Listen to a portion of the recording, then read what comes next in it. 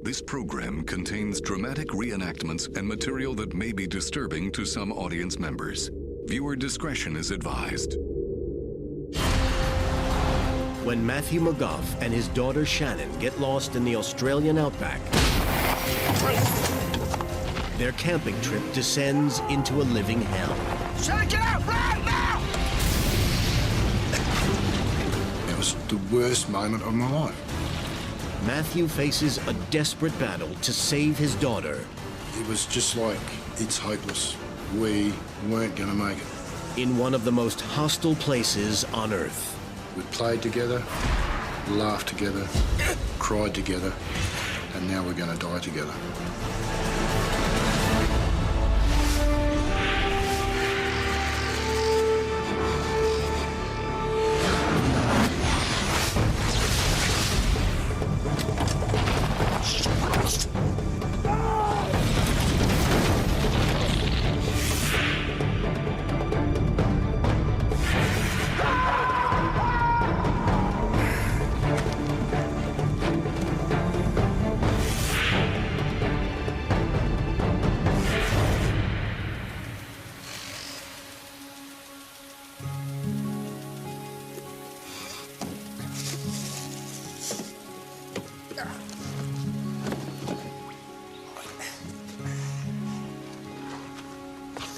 Hey, sweetheart, you ready?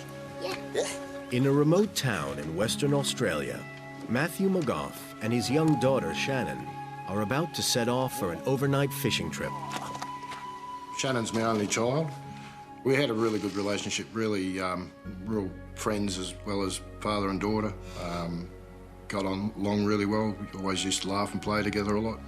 For Shannon, trips away with her dad are always something to look forward to.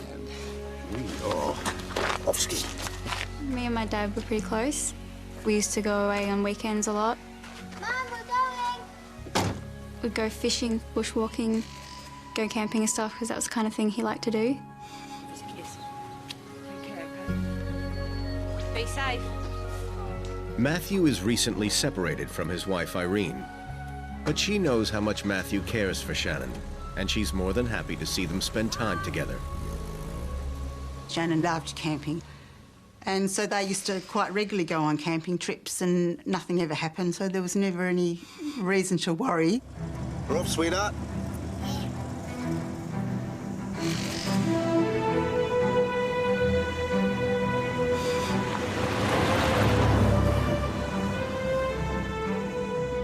They live in a small town on the edge of Australia's Great Victoria Desert. A terrain Mathew knows well. The only way to get to see the countryside is to get off the beaten track. And that's the ruling I've always lived by. Look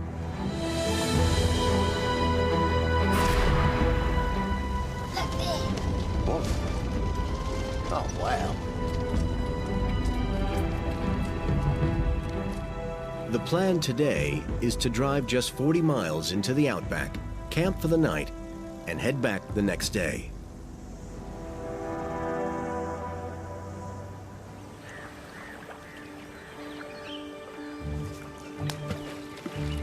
I got further than you. No, you didn't. Yes, I did. Mathew wants to make this trip an extra special one, as he's about to move 1,500 miles away, and this may be their last weekend together for some time. So he takes Shannon to his favorite rock pool. It was our last trip. We were going to see each other for a while, so that's made it a bit more special. It was just a case of spend some time with Shannon for the last week or so before I took off. Have you caught anything, Dad? Nothing yet, sweetheart. Maybe later, eh?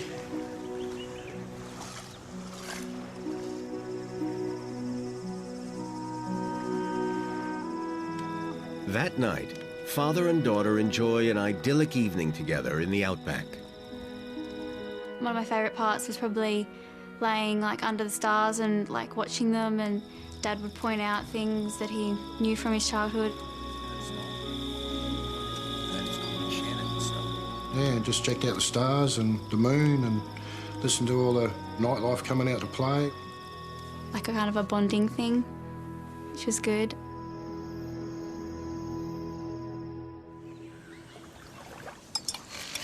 Right, let's go, sweetheart. The next morning, they're due to head back home. It's been a great trip, but one thing is missing. They haven't caught any fish. Shannon sort of looked up underneath the hair and you could see she was a little bit disappointed. So before returning Shannon home, Matthew decides to take a detour to try and catch her some fish.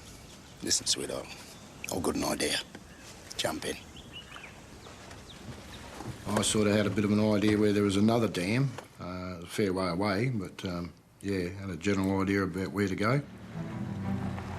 Getting to the fishing spot means heading a further 50 miles away from civilization, far deeper into the outback.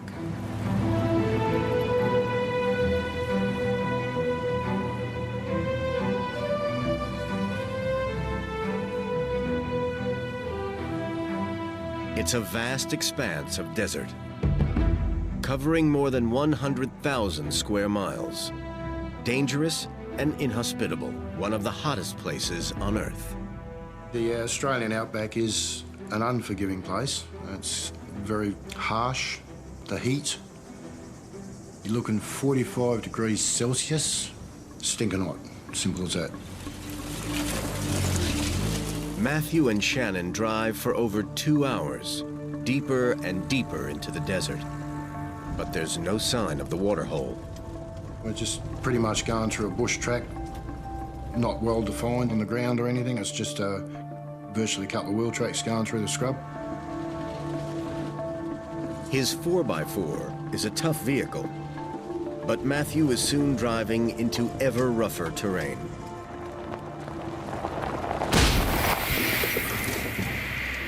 Kidding me. You stay here, it's all right.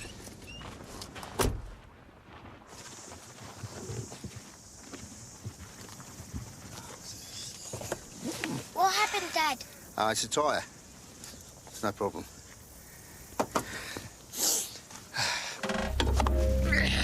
Matthew has come well prepared and has 3 spare tires on board.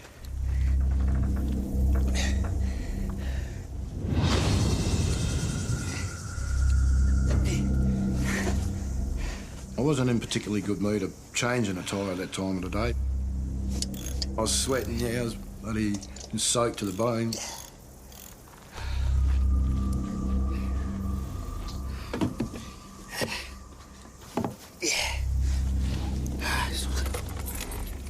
It's all right. It's all done. You all right? Yeah, that's good. Let's go. With the tire fixed and 2 more spares in the back, Matthew is still confident that he can find the fishing spot. But the desert is strewn with boulders and sharp rocks.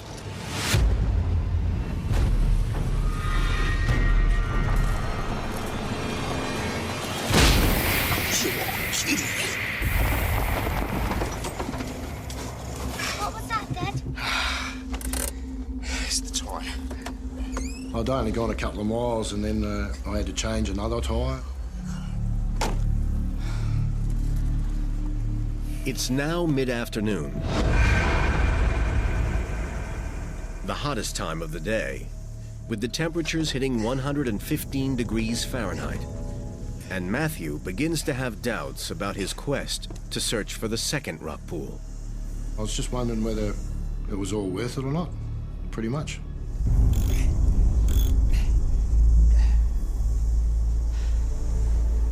But still eager to live up to the promise he made to Shannon, Matthew decides to press on.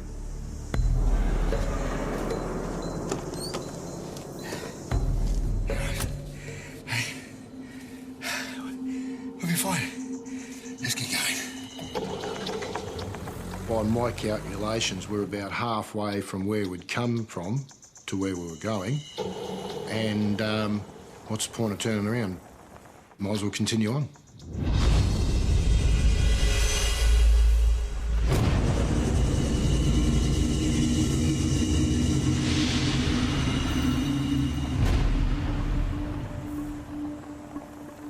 By late afternoon, and 60 miles out into the desert, Matthew fears he's losing his way. I'm sure it's around here someplace.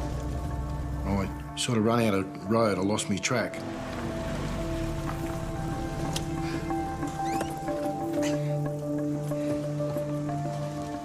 I was sort of a little bit worried that we hadn't got to where we were going. I could actually tell that Dad was worried. I knew something serious was going on.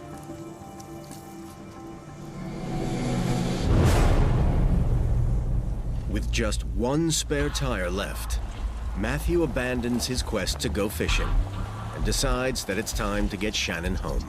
I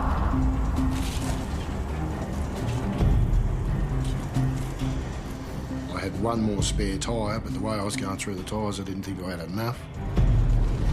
Dad. Are we gonna be all right? Daddy again, home.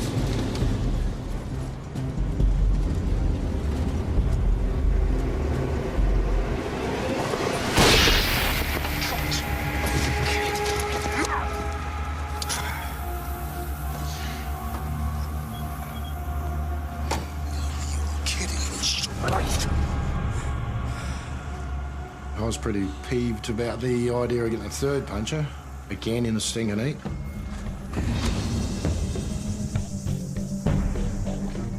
Matthew knows that the 4x4 is their only way out. But with no more spares, another flat tire could be fatal. With hundreds of miles of scorching desert all around, there's no way they could ever walk out of here alive.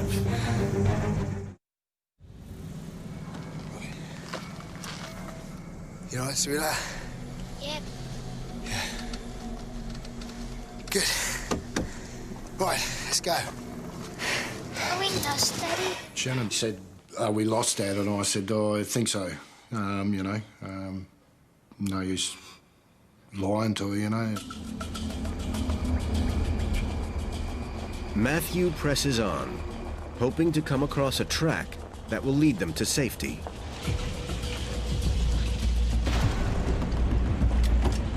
But just when he thinks he's making progress,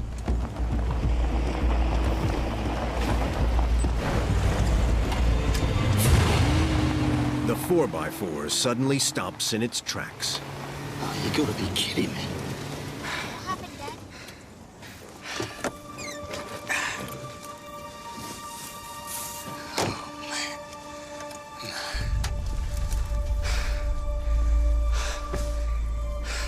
I started rubbing my head, thinking, what the was going on? Why me? Why such bad luck? Jump out, sweetheart. We are not going anywhere. We've run out of track, we've run out of spares, we're stuck. I was supposed to have Shannon back that night, and we weren't going back that night. There was no way in the world. As night falls, Matthew and Shannon have no choice but to camp out for the night. And in the remote outback, he's unable to call his ex-wife. If I could have phoned home, I would have. But, yeah, no reception. Absolutely no signal whatsoever.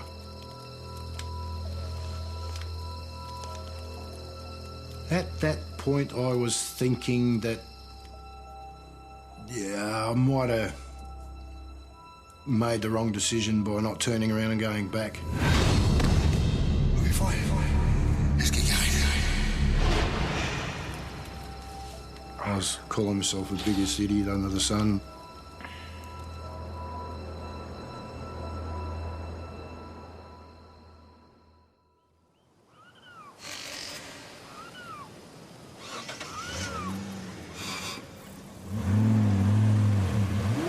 Morning brings with it fresh hope. The cold of the night has hardened the ground enough for Matthew to free the 4x4. We did it, sweetheart. Well done. That's it. We were feeling really good. It was great to get out. No worries at all. Pretty happy that we're going to get on the way again. Woo! We are going home. Yeah. Woo!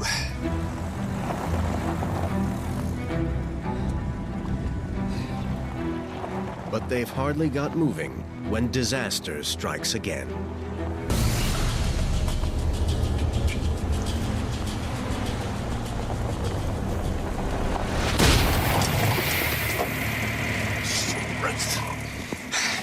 Mayday, sweetheart.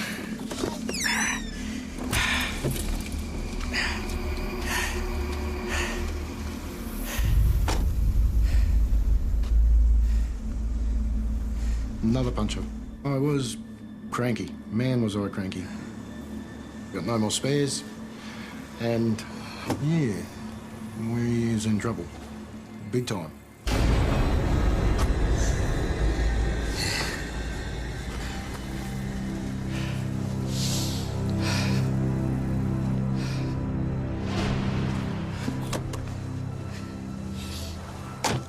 What happened, Dad? That's all right, sweetheart. I've got a plan. Matthew knows that driving with only one flat tire at the rear will put massive strain on the car's axle. So he does what he has to keep it moving. He lets down one of his inflated good tires. He also tries to hide from Shannon the seriousness of their predicament. You all right, Dad? Be home soon, sweetheart. Home soon. So I ended up having 2 tight tyres on the front and 2 flat tyres on the back. Okay. We're off. Let's jump in.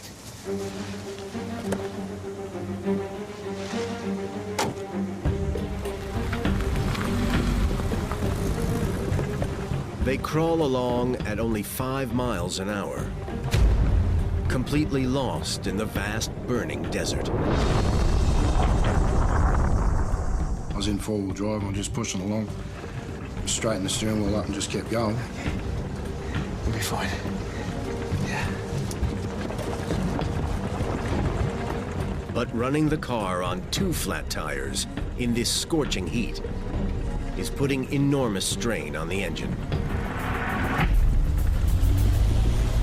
The car just seemed to be overheating all the time, and my dad really didn't make out that it was a big deal. I'm sure inside he was probably really scared himself, but he didn't let it show. By midday, the desert temperature hits 115 degrees.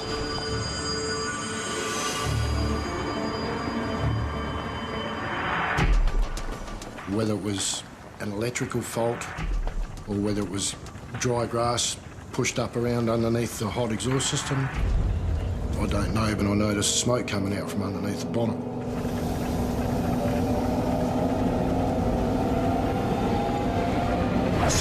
Shannon, get out! Run now! Keep running back! He has just seconds to grab whatever possessions he can Stay back, baby! before the car explodes into flames.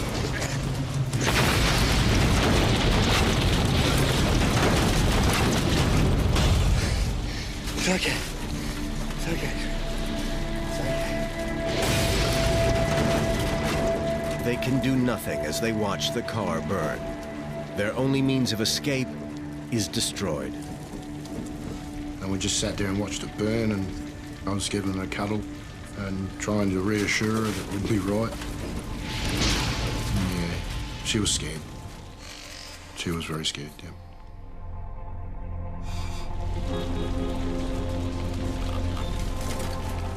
What started as an innocent fishing trip has turned to disaster.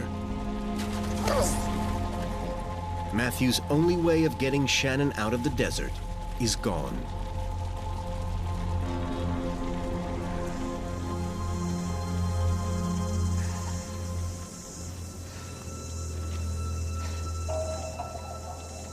He just looked really worried, and I don't know, there was just a vibe about him. He wasn't his normal happy self, so I could tell something was wrong.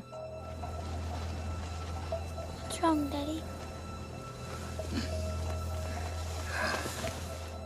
I told her there and then that we were lost. Good time, big time. That I'd do everything that I could to get us out of the mess. I'm gonna get you home, okay? I promise.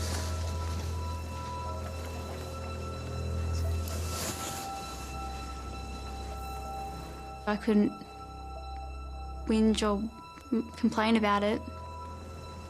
I had to be determined and had to be brave because there wasn't really much else I could do.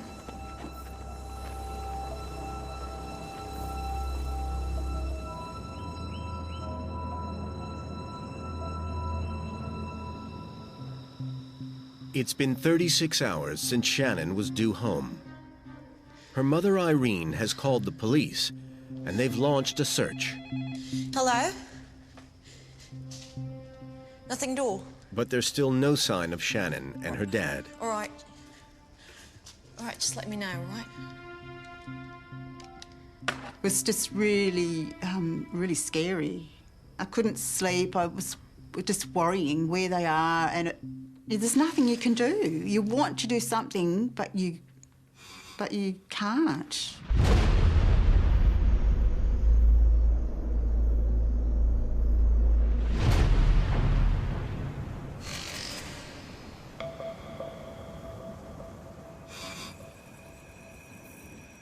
The fire has taken almost all their possessions.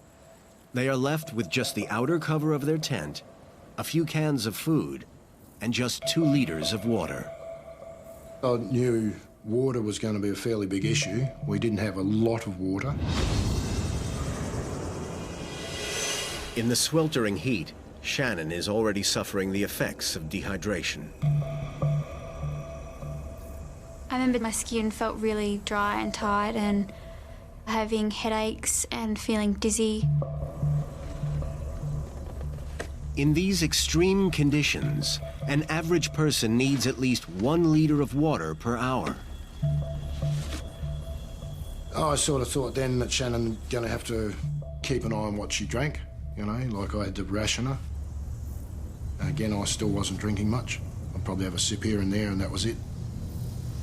Sort of try and conserve the water for Shannon more than me. I probably needed it more than she did, but hey, it's not the way you think at the time. Matthew set out wanting to make his weekend with Shannon a special one. But he now knows they're both in big trouble. I was not real happy with myself.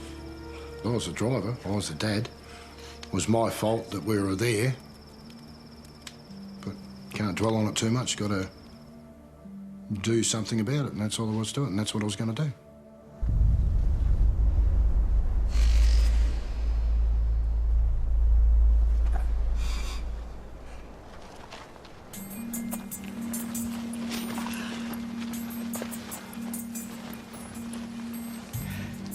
It's been 2 days since the car caught fire, and Matthew is determined to get Shannon to safety.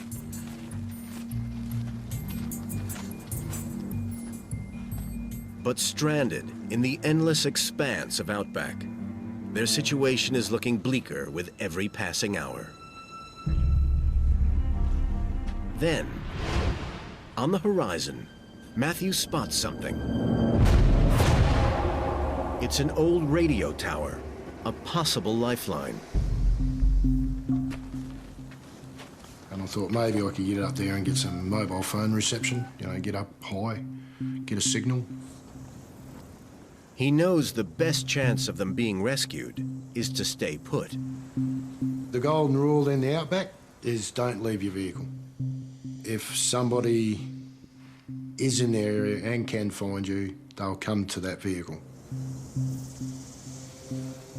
But he also knows that they're now so far from their original fishing spot that any search party could take days to find them. The golden rule goes out of the window when you don't think there's any possible chance of anybody finding you where you are. Sweetheart, we're gonna get going. With precious little water left, Matthew is not prepared to sit and wait and risk watching his daughter die. I had to sort of think about how to get us out of there, so... You got the water? It seemed the right thing to do to head for that hill. Oh, man. Oh, man. But distances in the Outback are deceiving, and already severely dehydrated in the 115-degree heat. It's a decision that could kill them. The hill didn't seem that far away, but because it was so hot, we had to stop heaps and heaps of times.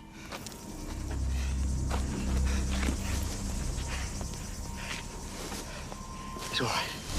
You all right? That's it. That's it.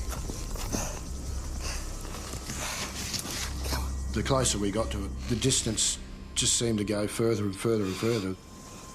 It seemed that we were never going to get there.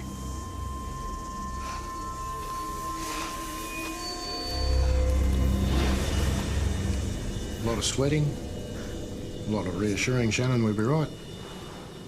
So, it's pretty harsh. It takes 4 excruciating hours for Mathew and Shannon to finally make it to the tower. It's a rickety old structure, but it's his only hope of gaining enough height to get a signal and call for help. The dangers of climbing a mast, falling, breaking my neck, leg, whatever. Just didn't think of it, just did it. Careful, Daddy.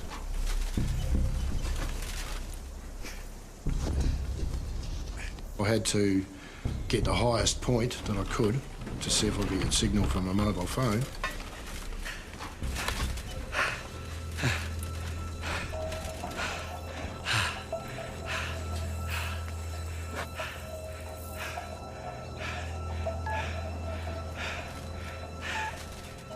But he's just so far out in the desert that even at this height, there's not even the faintest signal.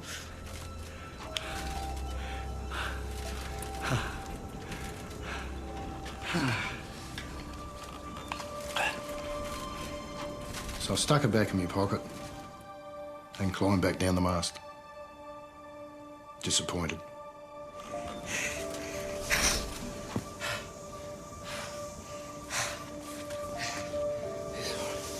It's okay. Yeah.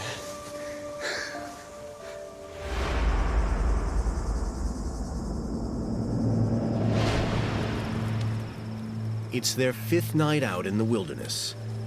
The temperature suddenly plummets below freezing. But it's not the cold that keeps Mathew awake. I couldn't sleep at all. I was too worried about getting us out of there. And even though Shannon was there with me, I just felt so alone.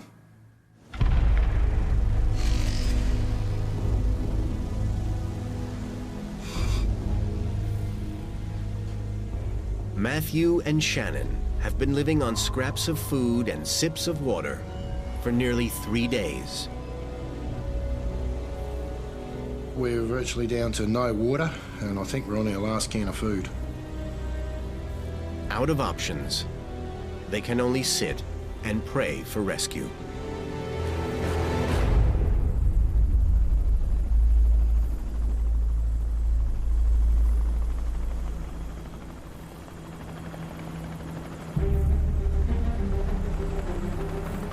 The helicopter sort of came towards the mast. Sweetheart! Sweetheart! There's a helicopter! Over here! Help! Hello! A search helicopter flies by, almost directly overhead. Over here!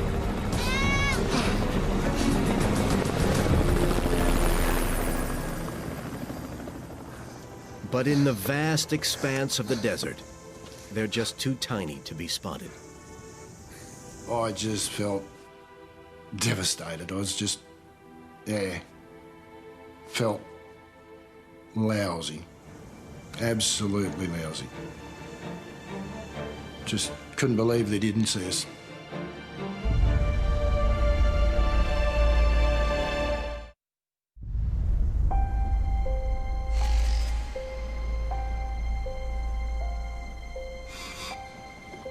A rescue helicopter has failed to spot Mathew and Shannon, lost in the Australian outback. It's now been 12 hours since their water ran out. A lack of water will kill an adult within days, but Shannon is just a small child. It just seemed like we weren't going to make it. Not one thing that I was trying to do to save us or to get us rescued or to attract attention was working. Careful, Daddy. Over here!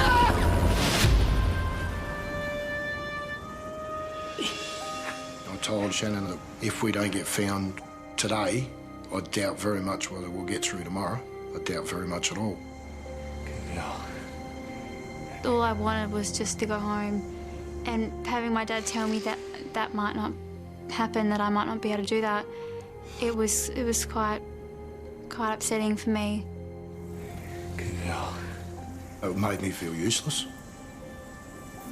It's a big letdown for yourself when you feel like you can't provide for your daughter in the way you should.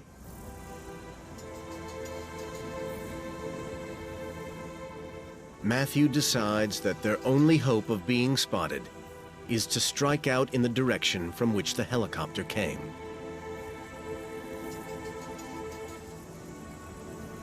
The reason I thought of going down towards the open ground, people that have more of a chance to see us.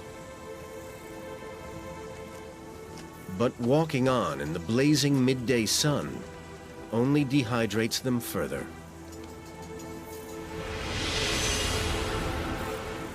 The heat, flies, mosquitoes at night, dust. No sleep for 3 days and nights. I was stuffed. No other way of putting it. I was absolutely knackered.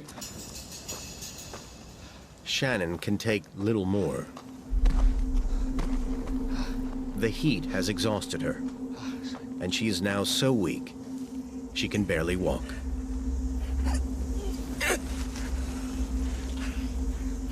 I wished that I had the energy to be able to pick her up and carry her, but I didn't have that.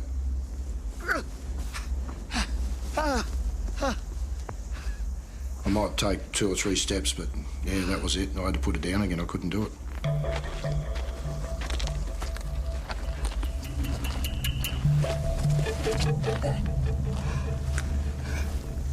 That's probably a very, very hard thing for a dad to, or for any person, I'd say, to be able to understand that you can't pick your own girl up, you can't pick your own child up and carry her.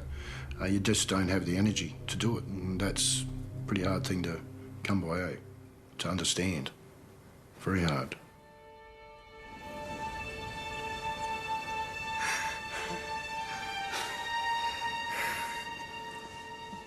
Matthew had wanted this weekend to be a very special one with his precious daughter. Now, he knows that without water or rescue, she could be dead within hours. Yeah, we had a big cry together, even though there was no tears. There was a lot of sobbing, but there was no tears whatsoever. We were too dry to even cry a tear. And even to think about it now, like, I feel sad. I feel like I want to burst out in tears, actually. So yeah, you know, it's just one of those things. And I'd hate to ever put Shannon through that again.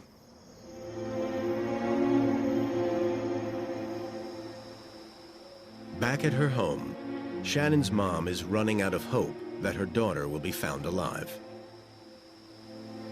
Looking up to the heavens and thinking, you know, if you're there, you know, show yourself by bringing her home. I would have promised everything and anything to have her back safe, yeah.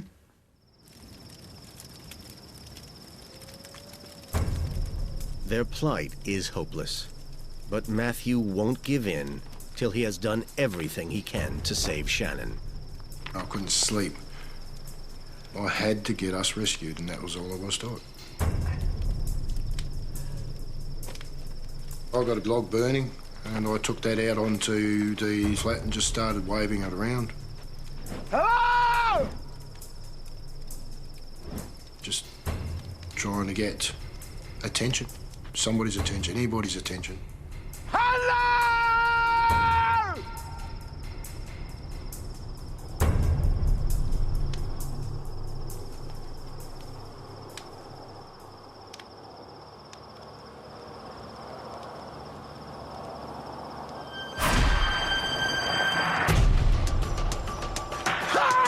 From out of nowhere, this bloody set of headlights are heading straight towards us.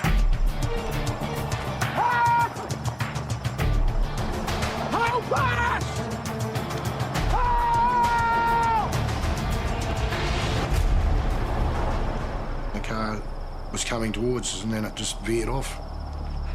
Over here! The driver of the vehicle doesn't see him, and their chance of rescue disappears into the night.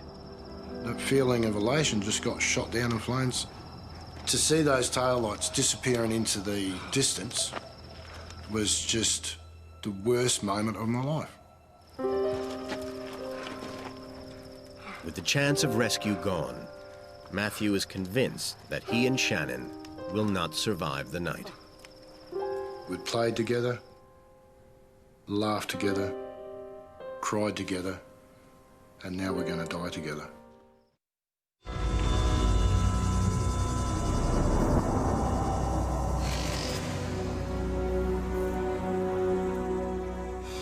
All rescue efforts have failed to find Matthew and Shannon, and they've gone 2 days without water in the ferocious heat.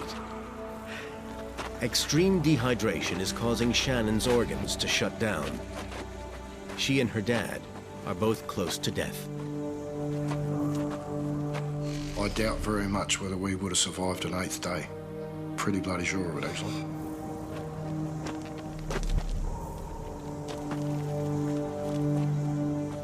Then, just when all hope is lost,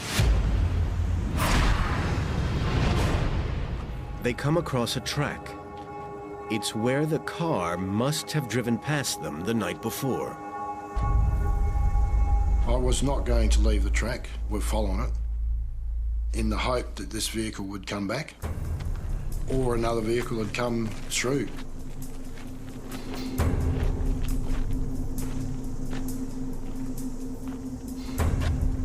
But Shannon can go no further.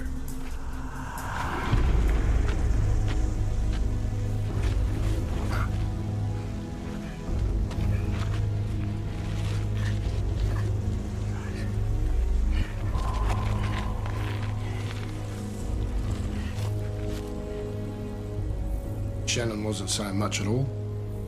Yeah, very, very quiet. I'd speak to her and she'd just shake her head or nod her head up and down, but she wouldn't speak, so disheartening. Exposed to the scorching desert sun, Matthew needs to protect his dying child from the unbearable heat. It was boiling. The heat had risen big time. It was hotter than the last few days. And I knew that I needed to get Shannon into the shade. So I dug a hole in the ground so that I could put Shannon in it and then cover her back over. And that would keep her a bit cooler than sitting out in the open. But in this remote part of the outback, there's no guarantee they'll see another car for days, even weeks.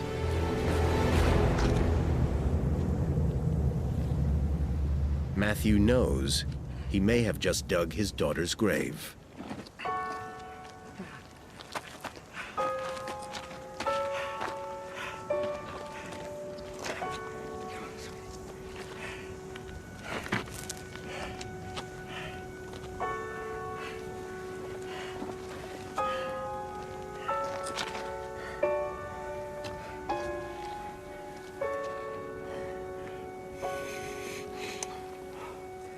I was extremely sad because I'd brought my daughter out into this wilderness and that I'd put her life in danger.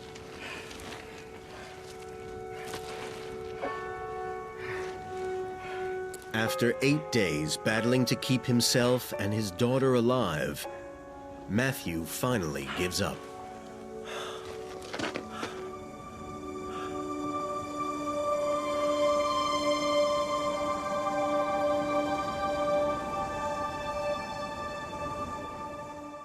It was just like, it's hopeless. There's nobody here, nobody can see us, nobody will see us. We were going to actually die of thirst, a slow, agonising death.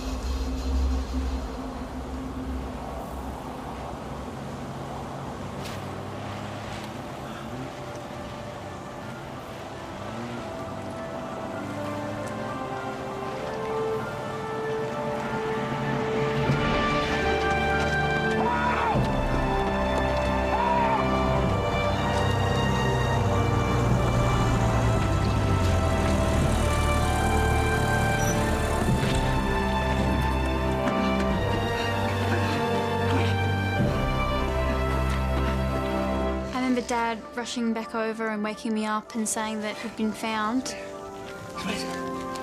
After 8 days lost in the outback, their ordeal is finally over. I felt an enormous weight lift off my shoulders. I felt fantastic.